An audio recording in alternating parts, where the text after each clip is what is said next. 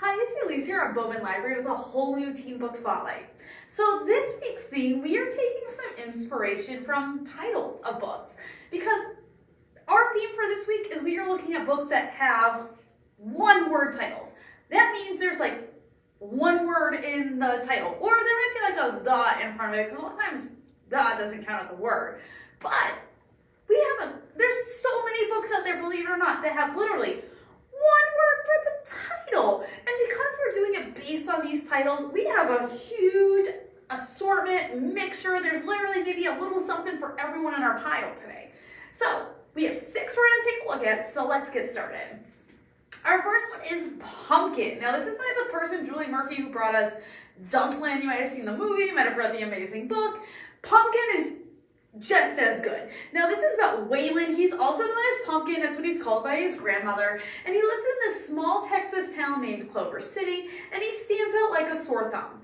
He is tall, he's fat, he has red hair, and he is gay and flamboyant, and he is proud of it. And all he wants to do is he wants to graduate high school with his twin sister, and the plan is they are going to move to Austin, Texas together. And this is where Waylon Pumpkin is really going to have a chance to be who he really wants to be without this small town atmosphere. But when things start to fall around Waylon, though, things are not going to go according to the plan that he first had laid out. He takes all of his emotions, all of his feelings, and he channels them into this audition tape for this show, this drag reality TV show competition called the Fiercest of Them All. And while he wasn't really planning on anyone ever seeing this audition tape, somehow it gets leaked to his whole high school. And then, to kind of, add insult to injury, make it a joke, whatever, Pumpkin is then nominated for prom queen as a joke by others in the school. And not only is he nominated as prom queen, but his sister's girlfriend, Hannah, is nominated as prom king. It's again, one big giant joke. Now, at first, Waylon's mortified about this. This wasn't at all his intention. This wasn't what he wanted, but when he decides that he's going to own it and he's going to stay in the competition and he's going to try to make the best possible prom queen nominee there ever has been, Waylon learns more about himself and the people around him than he ever thought possible. This realistic story is filled with humor, there's sadness, there's anger, there's all sorts of emotions, there's family, there's friendship, and it's all about being true to yourself. This is Pumpkin. Stolen. So 16-year-old Gemma is on her way back home in England with her parents, and they're on this layover in the Bangkok airport. And while they're in this airport, Gemma slips away to get some coffee away from her parents, and then it's there that she meets this guy who's a little bit older than she is. He's handsome now, and he offers to pay for her drink. And of course she says yes. And not only does he pay for her drink though, he slips something into her drink that when she drinks it unknowingly, it causes her to basically become unconscious. And before she knows it, she's been kidnapped from this airport. And when she wakes up, she realizes that she's being held captive by this 20-year-old man named Ty, who has actually stalked her for years. And he's decided to make his move that he needs to rescue her from her parents and the life she's living. And she is in this house in the middle of nowhere in the Australian outback wilderness. And Gemma has no idea what to make of this, what is going on. She's literally she wakes up and is in a totally different place with this strange man. Now, it's going to be up to her to figure out not only how she is going to escape, but how is she going to survive this ordeal? Because she's just not going to be able to leave the house. They're in the middle of nowhere, in a place she has no idea, she knows nothing about. And that may actually mean that she might have to develop a relationship with her captor and get to know him in order to gain his trust and maybe a moment that she can make her move. Now this is filled with raw emotion that will keep you on the edge of your seat and guessing what's going to happen next. If you like a good thriller that's mixed with some suspense, some mystery, this is an amazing read. This is Stolen. Sway. So Jesse Alderman can get you whatever you want. his nickname is Sway. Like, he can make it happen. If you want alcohol, if you want drugs, you want papers because you didn't have a time to write your own paper, popularity, but everything he offers comes at a cost. Now, this all happens after his mother dies due to her own choices. Jesse has a really hard time with everything that's happened, and he's decided that he's not going to care about anyone else, just himself, and he views everything as a business transaction. It's when Ken Foster, the school bully, and the rich football star, all wrapped into one, when Ken approaches him, and he has this strange request that changes everything. Ken wants Jesse to convince this girl named Bridget Smalley, who is this all-around, genuine, nice, good girl. Ken wants Bridget to go out with him. And of course, Jesse agrees. It's a business transaction. But as he becomes a matchmaker, and Jesse has to spend more time with Bridget to make this plan go into place, this ultimate goal, the more Jesse starts to kind of fall for Bridget. And then in the people that are around him, and he finds himself connecting with people in ways he never thought he would again. And as he falls more for her, he starts to even pull more away, and it just becomes this whole confusing process for both of them. But then when Bridget starts to see Ken as this nice guy, thanks to Jesse's efforts, because that's what he's been paid to do, Bridget starts to pull away from Jesse as well, and it's going to be up to Jesse to decide what it is that he wants from life and what he is willing to do and to give up to get that. Now, this is loosely based on the story of Cyrano de Bergerac. You'll be along for the ride with Jesse in this humorous romantic story. This is Sway. Bruiser. Now, this is by Neil Shusterman. We've talked some about Neil Shusterman in the past. Scythe was amazing. Bruiser is this super awesome concept that is so interesting to read.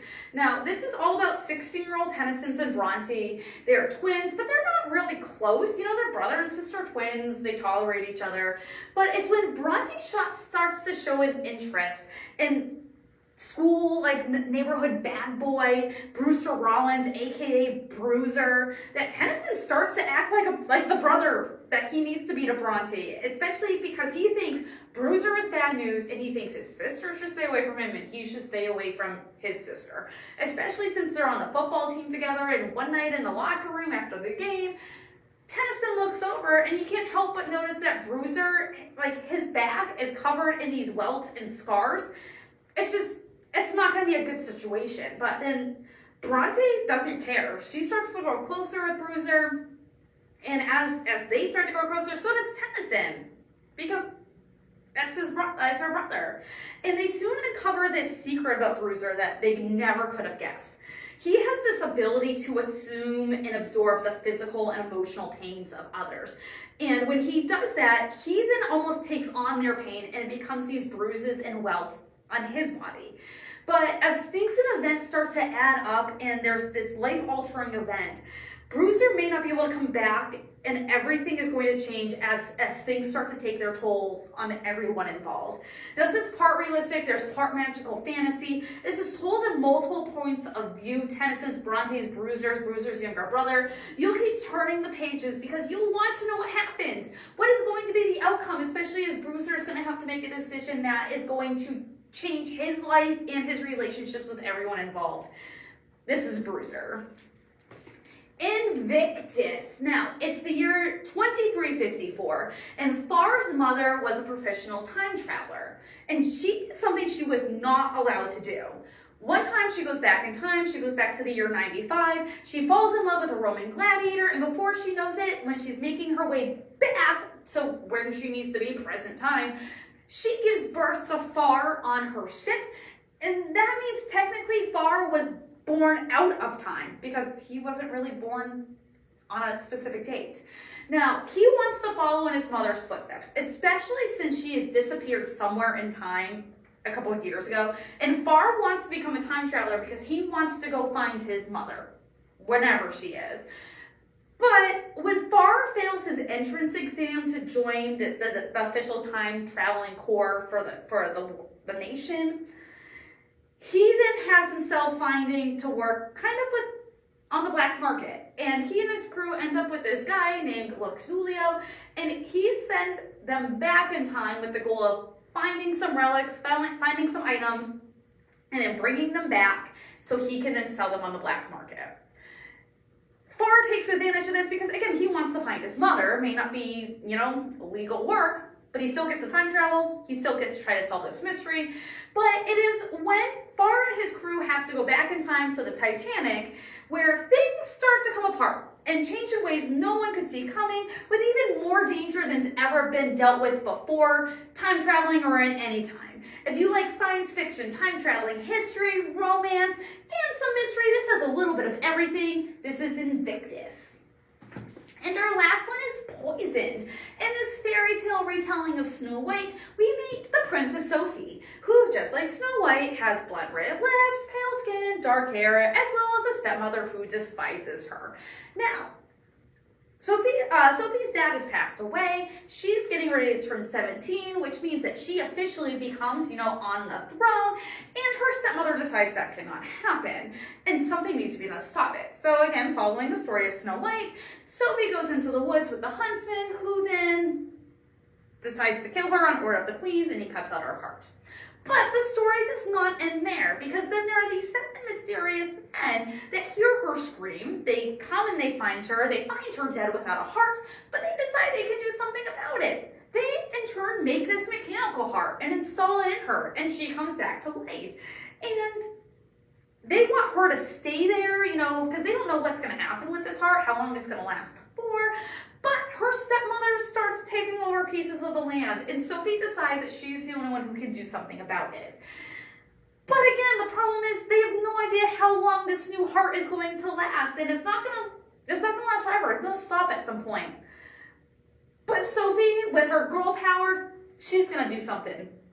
Now, this is a girl power imaging of this classic fairy tale, and it's one that's gonna turn what you think of Snow White on its head. This is Poisoned. So these are just 6 of the books we have here at the library. They have one-word titles. And there are some amazing options and choices this week. Some are some of the best books I've read in a long time. So I encourage you to come on out, check out one of these, or believe it or not, we do have lots of others that have one-word titles if you're looking for a title that is short and easy to remember. I hope you tune back next week when we have a whole new teen book spotlight, and I hope you have an amazing week.